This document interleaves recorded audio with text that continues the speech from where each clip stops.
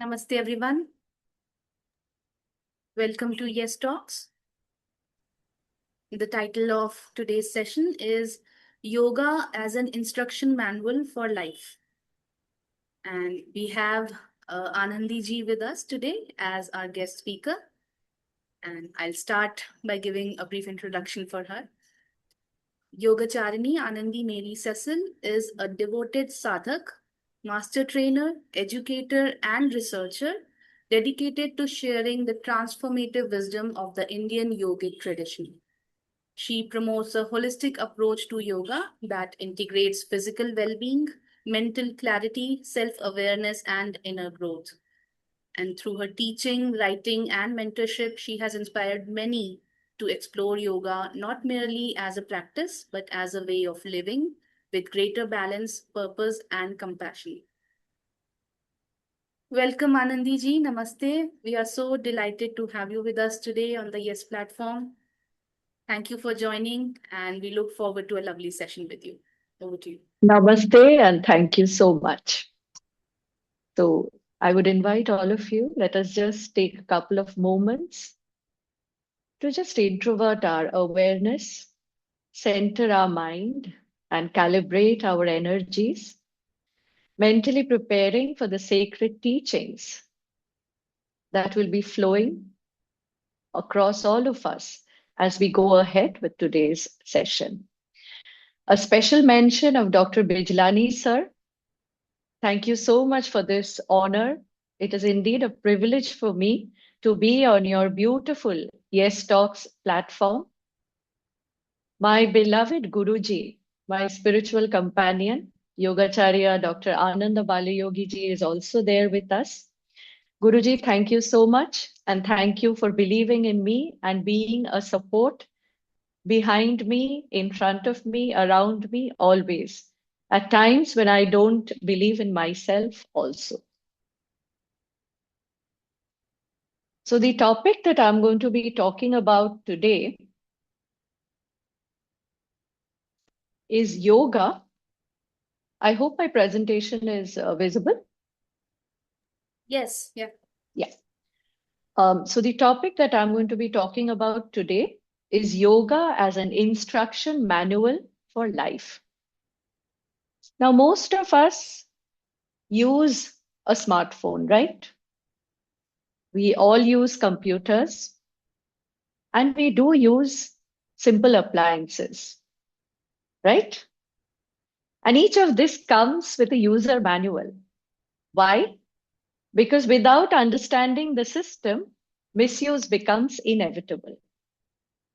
Yet, human life, the most sophisticated system in existence, comes without formal training.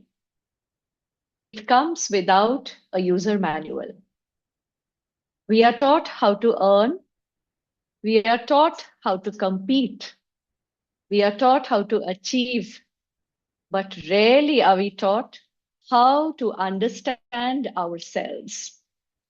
You know, in our schools and colleges, we learn mathematics, we learn science, technology, economics, management, so on and so forth. But no one truly teaches us how to handle fear, how to process grief, how to deal with anxiety, how to manage desire, how to understand the mind, or how to remain inwardly stable amidst uncertainties. As a result, modern humanity has immense external progress, but increasingly internal fragmentation. And that is exactly where yoga comes in. Yoga is not merely a physical exercise. It is a science of human consciousness. It is a practical methodology for understanding life from within. And most of us are aware that the term yoga comes from the Sanskrit root yuj, which means to unite. And I will come back to this term yuj, to unite, towards the end of my talk. Yoga is essentially the process of bringing fragmented aspects of human existence into harmony.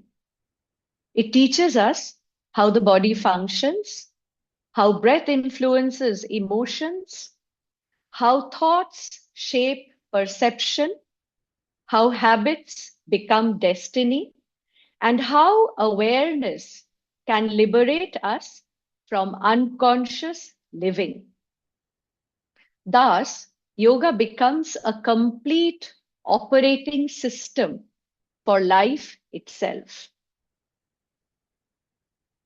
Modern education teaches us how to make a living. Yoga teaches us how to live.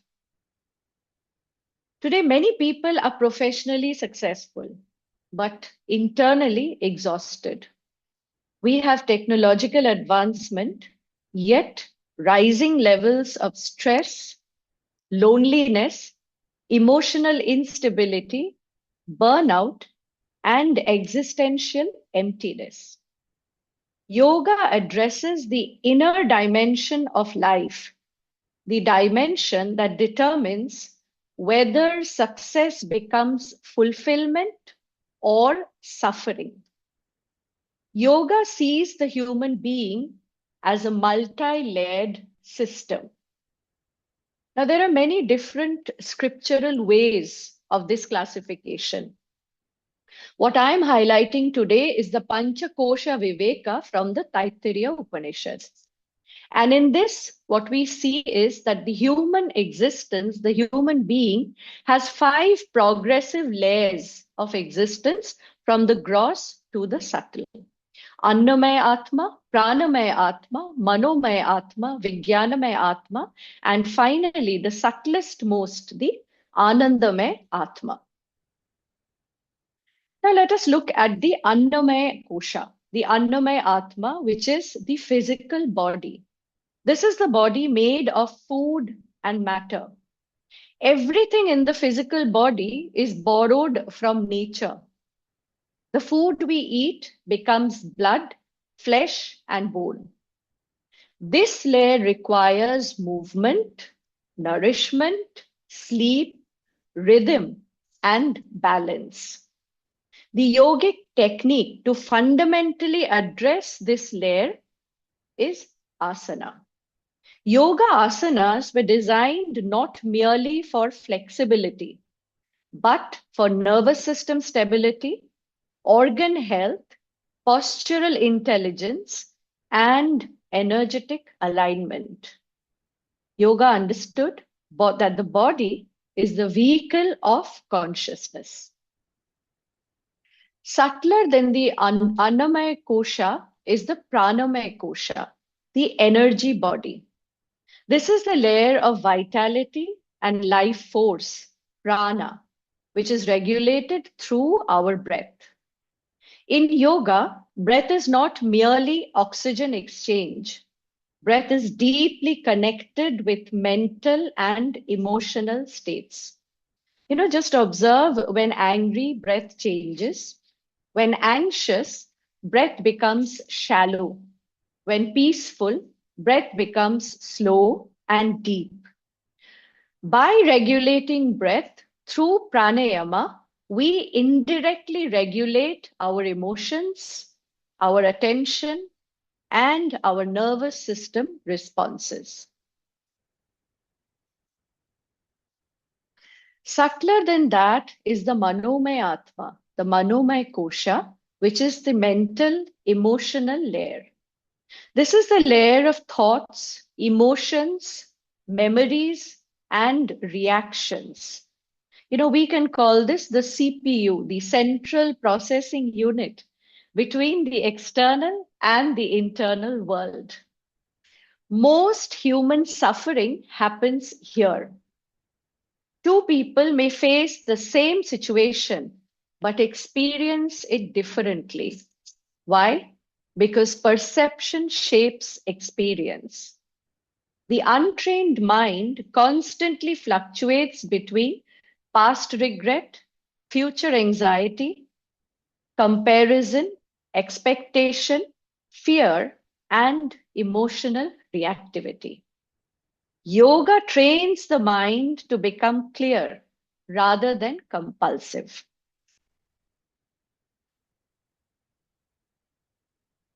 The next layer is the Vijnanamaya Kosha, the Vijnanamaya Atma, which is our wisdom layer. This is the layer of discernment and higher intelligence.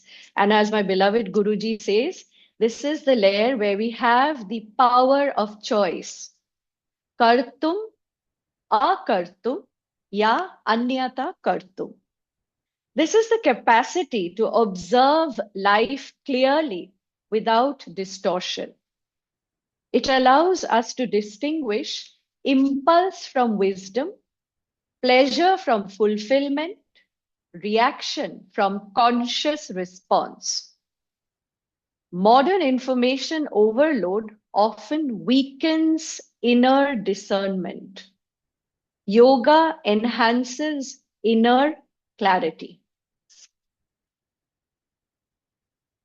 The subtlest most layer is our Anandamaya Atma, the bliss layer, the layer of inner wholeness, wholesomeness, the subtlest most aspect of our being that we can touch through our limited human intellect.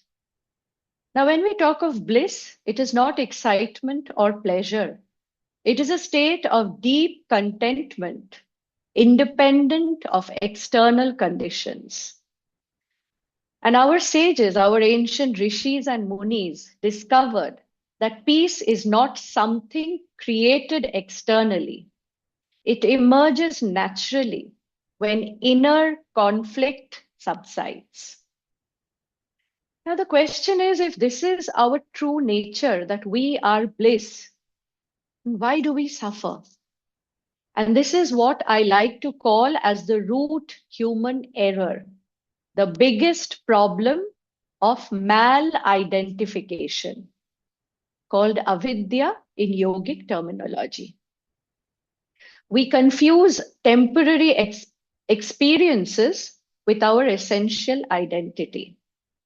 We often identify ourselves with our profession and we say, okay, I'm a doctor, I'm an engineer, I'm a teacher, I'm a dancer. We identify with our social roles. I'm a mother, I'm a daughter, I'm a friend. We identify with our emotions. Someday we say, oh, today I'm happy. Today I'm very upset. Today I'm sad. We identify with our opinions. You may say, I'm a leftist or I'm right-winged. We identify with our achievements. Oh, I'm a topper. I'm a mediocre. We identify ourselves with our failures or even our mental narratives. But yoga asks the fundamental question, who is the observer behind all these changing experiences?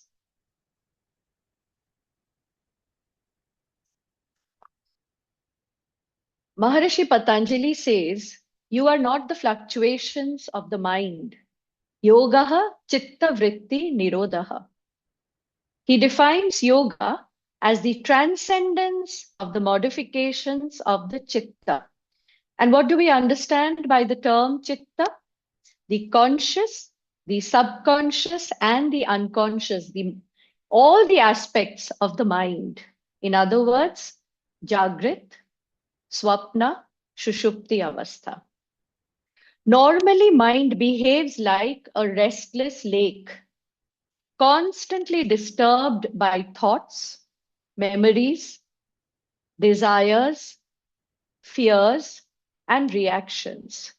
When the surface becomes calm, reality is seen clearly. Yogic culture speaks of this state as samadhi. It speaks of this state as turiya. Because when the surface becomes calm, as I said, reality is seen clearly. But what actually happens, everyday examples, one criticism destroys our mood, One fear controls our decisions. One memory can affect the entire day. This shows that most people are not living consciously.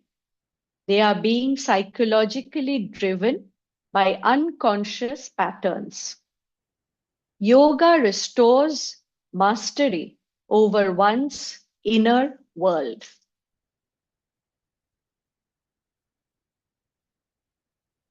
Guruji, I think you have typed something.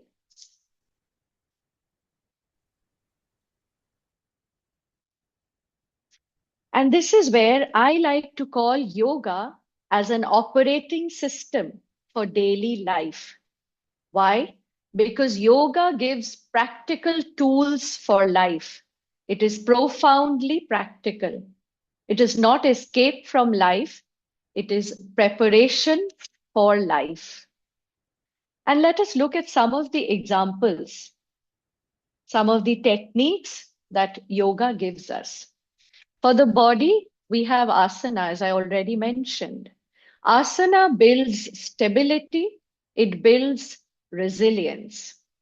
Asanas are not merely stretching exercises.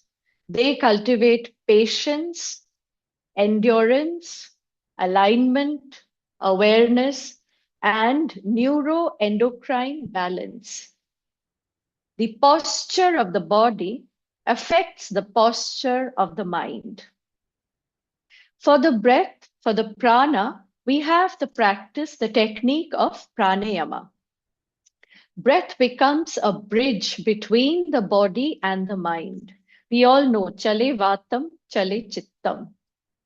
Pranayama helps regulate emotional turbulence. Slow breathing activates relaxation responses within the nervous system. And this is why ancient yogis gave enormous importance to breath mastery. For the mind, we have practices like pratyahara, dharana, and dhyana, leading us to the state of samadhi. These practices train observation. Most people are trapped inside constant thinking. Dharana, dhyana, samadhi, which is called samyama, creates a gap between awareness and mental activity by developing the metacognitive capacity. And that gap is freedom. Instead of reacting compulsively, one begins responding consciously. Let us look at the example of the yama, the pancha yama for social harmony. These are the practices which restrict the subhuman tendencies, allowing transformation from subhuman to human. For example, ahimsa, non-violence in thought, word, and deed, vak, manasa, and kaya, the only three aspects as a human being that we can work upon. Violence is not merely physical. Harsh words, resentment, and constant judgment also disturbs consciousness. Satya, another example, truthfulness. Living falsely creates inner fragmentation. Authenticity brings psychological coherence. Aparigraha, non-possessiveness. Modern culture teaches endless accumulation. We just know, as Guruji says, grab, grab, grab, grab. Yoga teaches freedom from compulsive attachment. Possession itself is not the problem. If we look at our Vedas, uh, and if we look at our temple architectures, they were all beautifully dressed with jewelry, ornaments. So possession itself is not the problem. Psychological dependence is. Let us look at the niyama. Niyama are the inner discipline, those practices which enhance our human qualities, allowing transcendence. The two T, famous two T's, transformation and transcendence. Santosha, for example, is contentment. Contentment is not passivity. It is freedom from chronic dissatisfaction. Swadhyaya, self-study. Yoga encourages observation of habits, emotional triggers, patterns, conditioning, and ego structures. Without self-observation, transformation is impossible. I'll go back to my slide. I hope it is visible. Now, the next point I want to highlight is the science behind yoga. Because, in the present day, we want to validate everything scientifically. And here I would like to say that modern science is catching up. Ancient yogis explored consciousness experientially. Today, neuroscience and psychology increasingly validate these discoveries. The first example I want to give is the nervous system regulation. Yoga activates the parasympathetic, that is the rest and restore response. It reduces chronic stress and supports emotional balance. It improves heart rate variability. I think we all wear a smart watch nowadays, which is always telling us our HRV. It is a marker of resilience. Modern human beings often live in chronic stress mode. Yoga helps shift the body from survival mode to restoration mode. The second example I want to give is neuroplasticity. Yogic practices enhance self-directed neuroplasticity. Neurons that fire together, wire together. This is true of all yoga techniques because we are constantly challenging our brain. Regular yoga practice reshapes neural pathways. It enhances attention, memory, and emotional regulation. It strengthens the brain's capacity to adapt and learn. And finally, I want to highlight evidence-based benefits. Research shows meditation improves attention, emotional regulation, memory, and cognitive flexibility. It demonstrates improvement in stress, anxiety, sleep quality, and overall well-being. Mind-body practices influence both physiological and psychological health. And our rishis and munis, our sages discovered these through direct experience, what science is now beginning to measure and explain. The brain is shaped by repeated mental patterns. Yoga consciously reshapes those patterns. Another very hot topic that I want to highlight is the hard problem of consciousness. Most neuroscience has mapped the brain in extraordinary detail.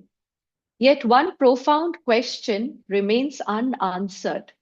What is the origin of conscious experience? And we see that phenomena such as near-death experiences, terminal lucidity, and what philosophers call the hard problem of consciousness continue to challenge purely material explanations. Even among scientists, there is no consensus. Is consciousness produced by the brain? Does it emerge from complex neural activity? Or is it a more fundamental aspect of reality itself? Recent findings have deepened this mystery. Cases of remarkable mental clarity before death and reports of conscious experiences during periods of minimal brain activity suggest that our understanding of consciousness is still incomplete. Science is exploring possibilities, including the idea that consciousness may be fundamental rather than merely a product of the brain. And in this particular slide, I have highlighted a head-to-head experiment between two rival teams who spent years designing an experiment which has been published in Nature in 2025. The first case that they saw, example that they saw, was before death mental clarity. Dementia patients had sudden clarity hours before death, recognized loved ones, remembered years of lost memories. The third point is the 10 to 30-second window. During cardiac arrest, the brain loses electrical activity in that 10 to 30 seconds, yet thousands report vivid conscious experiences in that window. So the fundamental question that scientists are facing is that, does the brain create or does it receive? One camp says consciousness is produced by the brain and nothing else. And the other camp says that brain may act more like a receiver than a generator. I'm sure a lot of you have heard about David Chalmers. This is mainly his work. And all this information is there in public domain. Christoph Koch at Caltech did a huge, long, research over a long period of time where he explores the concept of panpsychism as a serious scientific framework. And he says that consciousness may be a fundamental property of the universe. It is not made from scratch. Brain does not create consciousness. Something brains participate in something deeper. According to him, 90% of the brain is still unknown. The brain is 90% unexplored. So what we are talking of in our day-to-day experience is hardly 10%. Actually, I think, Guruji, it's 6%. Science has not explained how or why we are aware. It has not explained it yet. Neither theory has proven their case, and the mystery remains for now. The journey to understand consciousness has only begun. Science is catching up, but the mystery is still greater than our explanations. And this is where yoga offers a fascinating and deeply personal perspective. Yoga begins where the scientific question becomes an inner inquiry. It suggests that our fundamental error, which I already spoke of, known as avidya, is identifying ourselves exclusively with the body, mind, emotions, and thoughts. Brain is nothing but a part of the body. The yogic sages asked a simple yet transformative question. If thoughts change, emotions change, and the body changes, yet the sense of I am remains. Who is the true experiencer? Through self-observation and meditation, yoga guides us from identification with the body to awareness of the mind, then to the witnessing awareness, and finally towards the realization of pure consciousness, which in yoga we call Purusha and in Vedanta we call Atma, the infinite self. Thus, science investigates consciousness as an object of study, while yoga investigates the conscious one, the experiencer. Together, these two approaches invite us into one of humanity's greatest explorations, moving from identification to realization, from the limited self to the limitless being. I'll just pause for a couple of moments, those who are interested to read through the slides so that you get to read through it.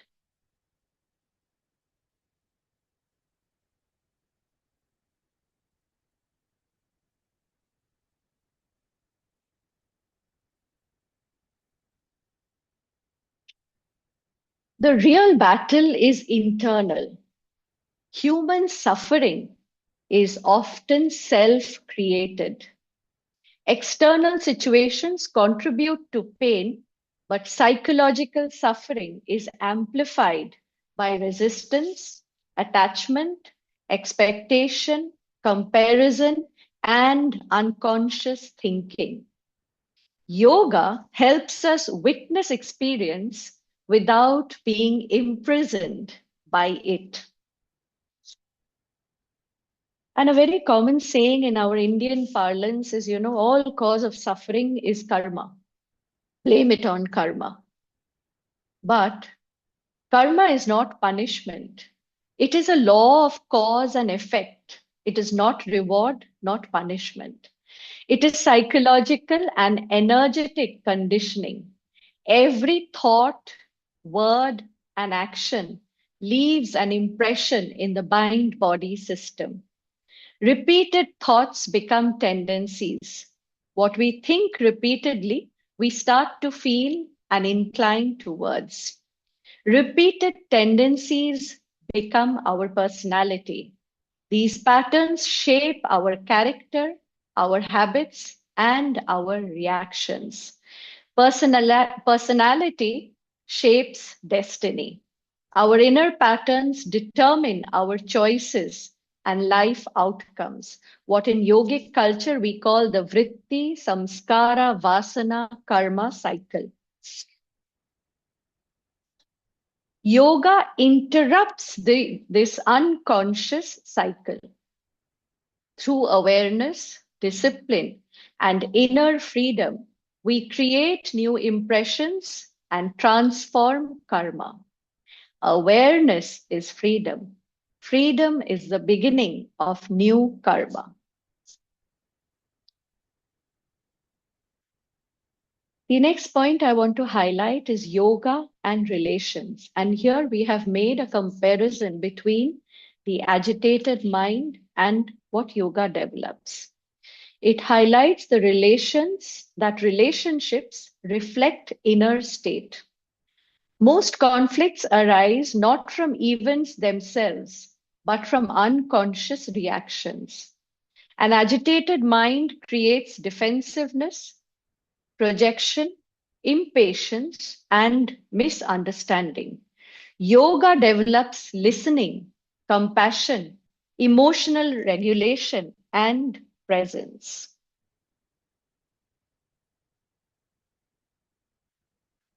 And a very important contribution of yoga is the sense of purpose, finding meaning in life and living consciously. The modern crisis is that humanity has information but lacks wisdom. People today are overstimulated yet inwardly disconnected. Yoga invites deeper questions. Who am I? What is meaningful living? What is freedom? What is conscious action? And the answer that our Indian scriptures, our Indian knowledge gives us is dharma. Dharma is living in alignment with one's deeper nature. We've heard the word ikigai a lot, and there was a huge hue and cry about that term, but a lot of us misunderstand dharma as religion. Dharma is not merely religion, it is not your profession. It is participating in life consciously and responsibly. When action aligns with inner truth, life gains depth and integrity. Yoga is the journey from self-ignorance to self-realization. Dharma is the expression of that realization in this world. So, what is the ultimate aim of yoga, the ultimate goal of yoga? And this is where, remember, I had started speaking about union, yuj. Yoga is ultimately about union. Union means the dissolution of inner fragmentation. It means union between the body and the mind. It means union between thought and awareness. It means union between individual consciousness and universal consciousness. And the culmination of yogic evolution is what Maharishi Patanjali calls as samadhi or turiya. In fact, Maharishi Patanjali starts his yoga darshana from samadhi and takes us to the journey to kaivalya. Samadhi is not an escape from reality. It is direct experience of reality without distortion. It is profound clarity, silence, and expanded awareness. The journey of yoga is the journey from separation to wholeness, from ignorance to wisdom, and from limitation to infinity. The goal is not to become something new, but to realize what has already been true. Thou art that. Tat Tvam Asi.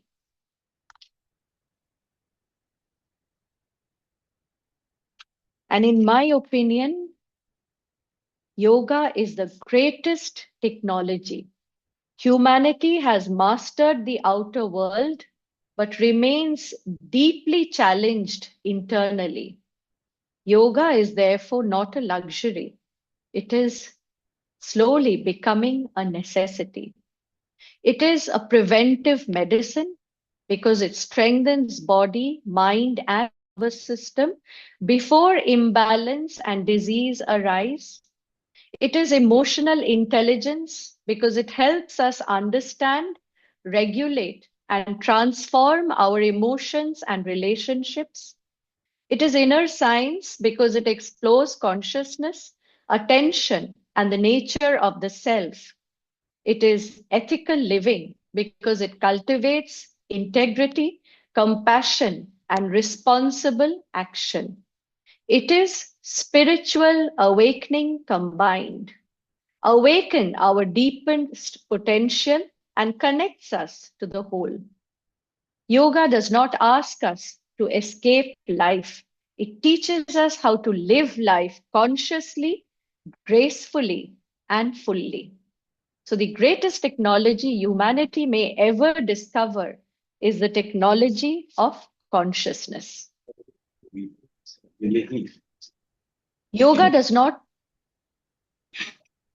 I think someone has got unmuted. Please, if we can mute ourselves. Thank you so much. Yoga Vidya is the knowledge base. Yoga Vidhi is the technology. And yoga is pragmatic, practical philosophy, the ultimate instruction manual for living life to its fullest extent.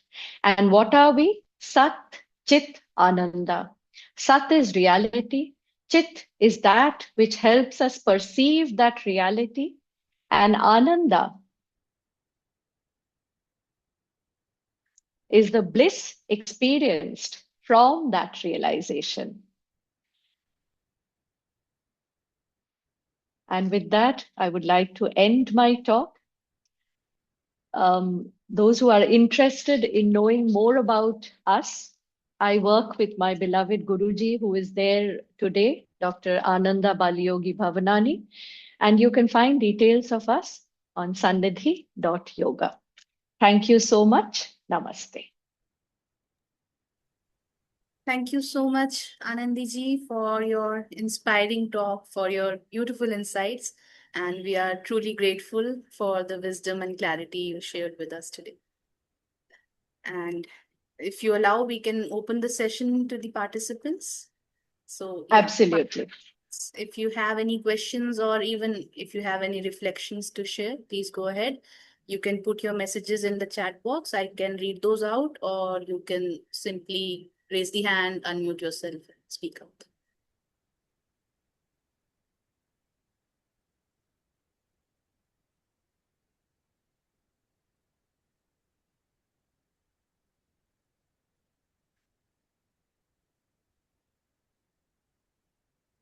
Guruji says, amazing sharing, pure wisdom shared with such grace. Thank you. Thank you so much, beloved Yeah. Guruji. Arunima, if I may, Dr. Bijlani, sir, if I may invite Guruji to share just a couple of words. Definitely, please.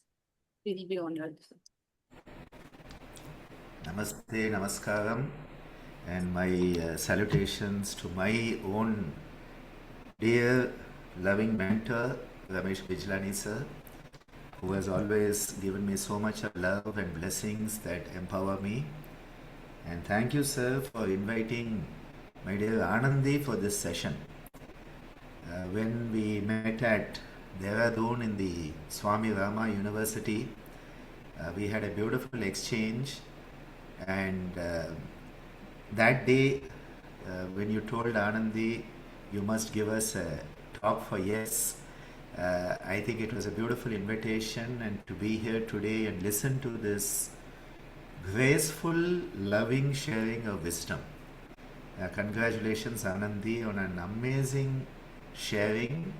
I have been listening with awe to the beautiful sharing, because normally you struggle to speak after I have spoken. Today I am having to play the reverse game.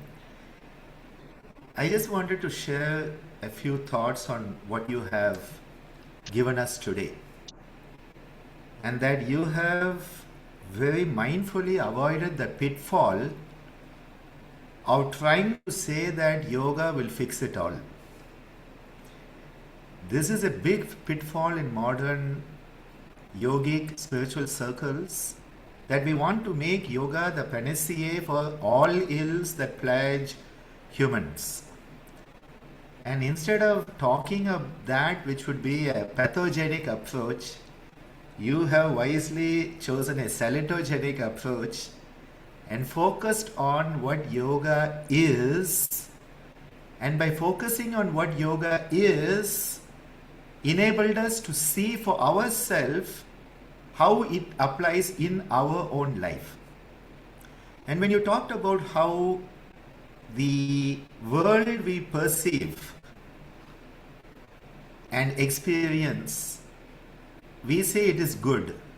We say the world is good, bad, ugly, violent, distasteful, hateful.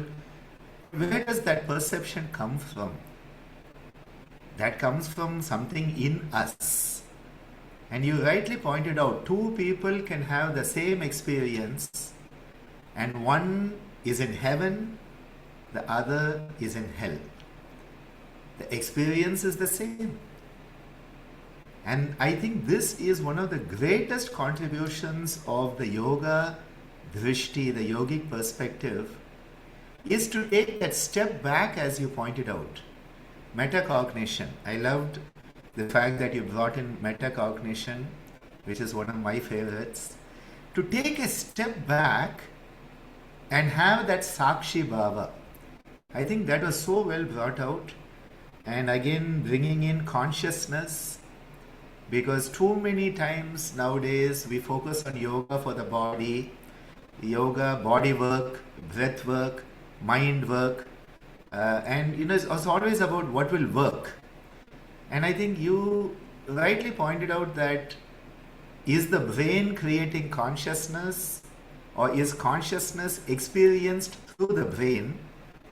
And the yogis say, well, both can happen at the same time, and you don't have to choose one of them, because the sun is also there, the moon is also there, and you don't have to say one is better than the other. I think beautifully you brought it out, so thank you so much for this very beautiful sharing.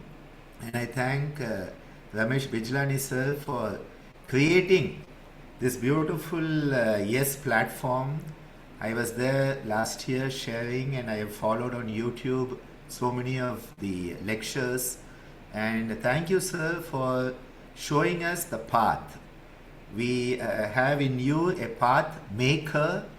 There are a lot of path breakers on this planet today, but you are a path maker, and I think that is something we all owe our deepest gratitude and love to you, sir. So thank you so much for manifesting this, sir.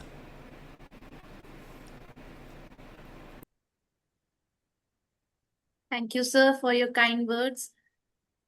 So someone has raised the hand earlier. It mentions admin. You can go ahead if you want to speak.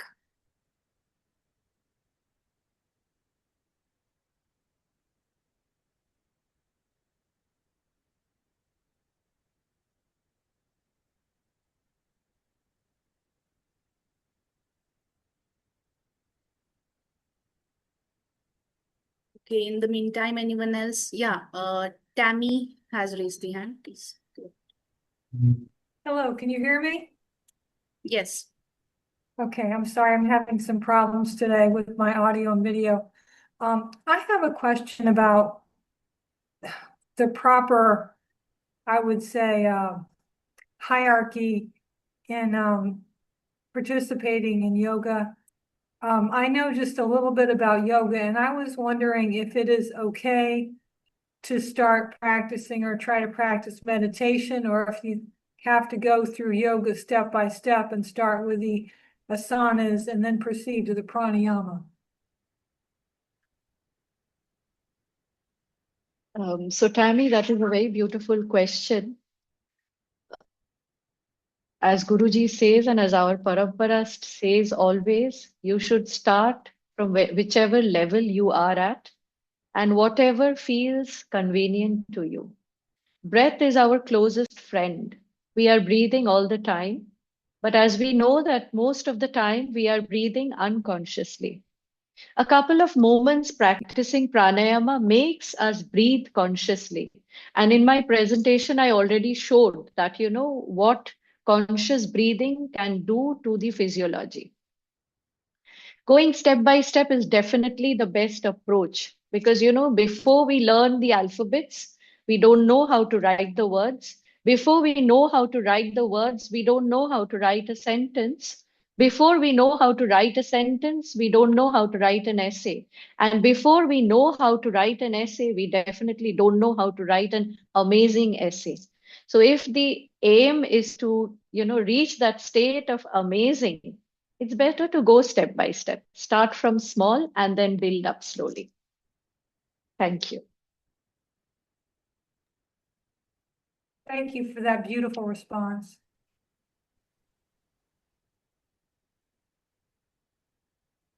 Participants, if anyone else wants to ask or share something, please go ahead.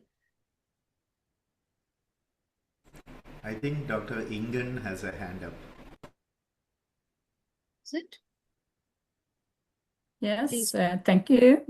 I just wanted to say to my colleague, Yogacharini Anandhi, thank you for a very beautiful talk. I think you made this overarching point that yoga is all about human consciousness. And I think that's such an important point to understand. And I think you gave very good examples of how it affects all areas in our life. I also liked the way you ended it with yoga as the greatest technology, and it's the technology of consciousness. Because today we are so impacted, either trying to be empowered by or scared of artificial intelligence. But what I think we need more in our time is more yogic intelligence. And I think you made it's very convincing how overarching yoga can be for our human development. And I also felt it was quite inspiring the way you put it, because a lot of times I have challenges to communicate to my colleagues, my friends, my family, what is the true essence of yoga and how significant it is, and how people could develop in a very positive direction if they made the effort to approach yoga and understand it fully. So thank you much. Thank you. Thank you so much, Inganji. And I'm so happy that you liked my presentation. And yes, we love to, have you, talk to you, interact with you, have your presence in our sessions. So yes, thank you so much. Thank you. Thank you. Dr. Bijlani, sir, we request you to share your thoughts, please.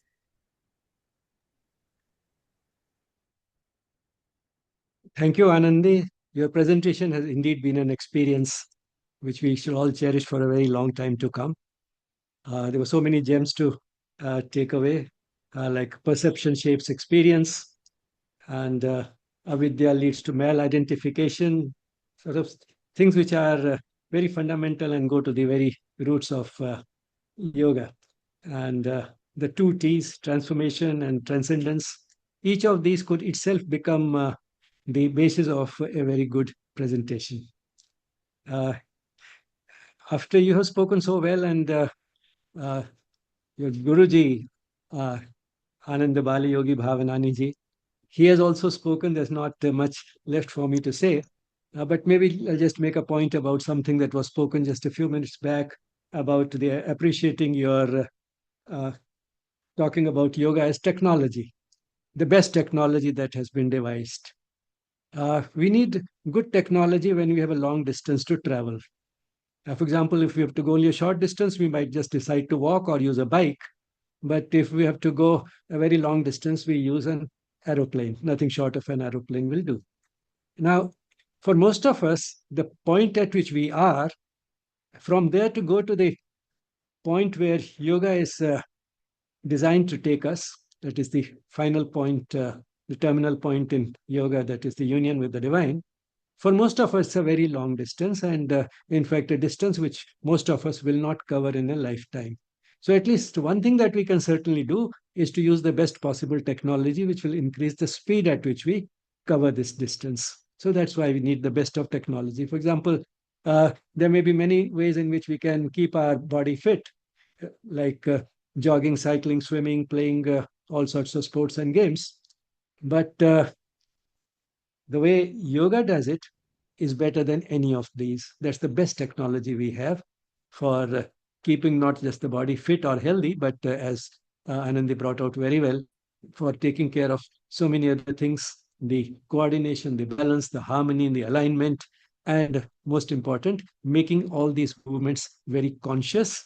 And as Sri Aurobindo has emphasized, helping us get rid of the restlessness of the body, because restlessness of the mind is something which we can all understand, but the body also by its very nature is restless, and one of the most important things that the asanas do is actually help us get rid of that, and that was Patanjali has called that during the asana we should try to reach the state of prayatna shathilya, effortlessness. That is when the restlessness has been got rid of, and that prepares the proper background for perceiving the divine through the body, Ananta Samapatti Dhyana. So that is technology. That's what sort of led me to all this chain of thought. I'm very happy that we have a very large number of participants today from many parts of the world. So I thought I'll take this opportunity to say two things. Firstly, if you are not on our mailing list, then you can just write your email address on the chat, and we'll be very happy to include you so that you keep getting some mails from us. You'll get, in fact, 2 emails every week, and you can ignore most of them because all of us are getting so many things. But once in a while, something might click, and you might find it interesting. And the second thing that I thought I'll bring to your attention is that one of the major areas of focus on this YES platform is to discover, encourage, and support those young people who are a little out of the ordinary, who do not fit into the normal world. And these are the people, in fact, who are likely to usher in that better world which Sri Aurobindo and the mother have visualized, who are right from birth, perhaps, born at a higher level of consciousness, and that's how they don't fit in. So we are trying to discover and spot those. And one of the activities that we have just announced a few days back is what we call the Sunlit Path Awards. This activity is open to 10 to 25-year-olds all over the world, and these are likely to be school and college students. And what they have to do is to say what they would like to do to create a better world, and they can say it through an essay or a poem, or a story, or a painting, or a video. So any type of creative activity. And we deliberately announce this activity every year during the vacation time. So in June, schools and colleges are closed in India, and in July and August in the Western countries. So we have just announced it, and the last date for submission is the 31st of August, by which time the vacations will be over also in the Western countries. So if any of you has contacts with schools and colleges, please do bring this activity to the notice of the school children and college students, and let them make use of the vacation to get creative and reflect on what they would like to do to create a better world. I mean, naturally, those who are with that type of tendency are the ones who will respond and will find this topic appealing. So that's how we can spot them and encourage them with a small little certificate and award and so on. And it's not really a competition. It is and all entries which are above a certain level of excellence are recognized and given an award. Last year, we gave more than 20 awards. In fact, everyone who submitted an entry ended up getting an award. So I thought I'll bring this to you. And we have uploaded a video on this, a 4-minute video, gives the details of the activity on the YouTube channel. Thank you, sir. I have shared the link to this video just now in the chat box. Please check that out. And Anandiji, we have a request in the chat box. They had raised the hand earlier. So please share some prerequisite to derive benefits from the practice of Nidra Yoga. The prerequisite is to be mindful, because Yoga Nidra is about experiencing Nidra, and that Nidra can be sleep, as we all know, Swapna, Shushupti, or the Turiya state. So just being mindful and having the instructions. The technique is really secondary, but more important is to be able to be aware and to have that experience. So that is the only prerequisite.